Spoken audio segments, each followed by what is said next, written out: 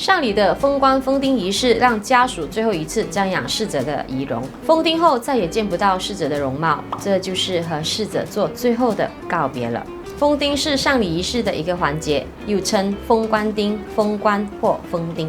封丁仪式来自古代，以前没有医生开死亡证明书，也没有法医来验尸。当一个人离开后是由自己的兄弟姐妹亲自来检查遗体，审视一番后才将棺木钉上。后来这个流程被称为封丁仪式。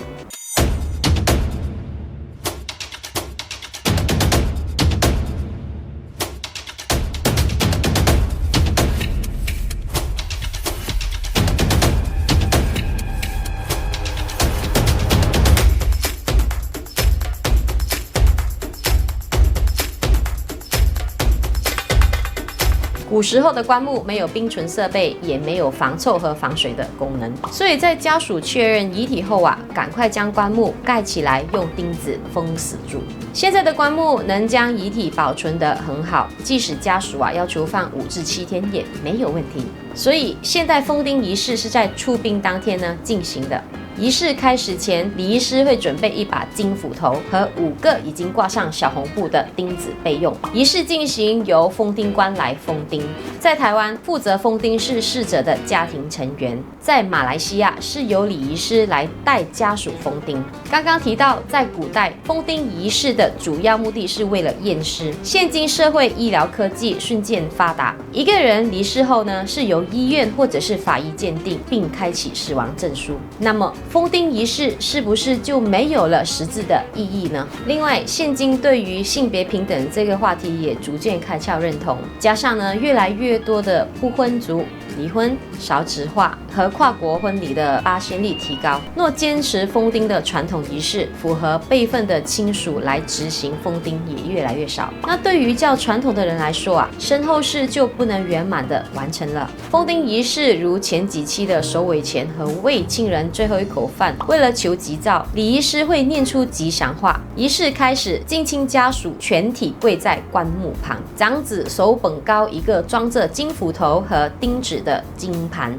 封丁官边将钉子深敲入棺木里，同时边念出吉祥话。这时候家属也要随着封丁官的吉祥话做出回应，如回应好或阿弥陀佛，来为自己的家族招福分。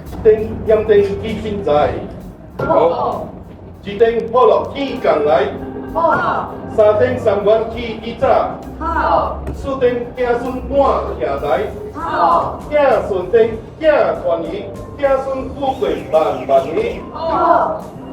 以上所分享的录音是在封丁仪式进行时，礼仪师会讲的吉祥语。依照传统习俗，封丁时煞气重，孕妇最好避开。如果当时你的身体较弱或者是不舒服的，建议你回头避开这个环节，等到仪式结束后再归位。那封丁仪式结束后会继续上礼流程，如诵经等等。在进行封丁仪式后就再也不能见到逝者了，但是在未来的日子还能看照片回忆。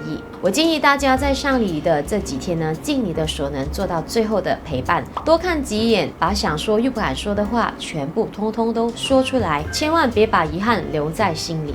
这期分享到这里，关于事前规划或想加入 Precious Team， 直接按以下的 link 联系我。离开前记得关注我，我是总监 Alice Khoo， 生命经理师，我们下期见。